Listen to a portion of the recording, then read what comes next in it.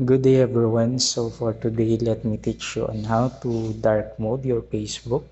So first of all, you need to update your Facebook account. Kindly go to Play Store and then click update. Once done, you may now open your Facebook and then go to the settings.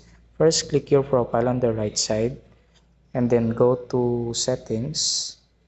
Then after that, once you already click the settings and once you already done updating your Facebook, you will be seeing the option under the preference where you can customize your experience on Facebook.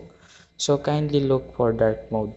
So here's the dark mode. So kindly click that. Once you click that, uh, your Facebook will turn into dark mode and Facebook, so it will provide you a comfort as well into your eyes. So you may not turn it on, and then that's it.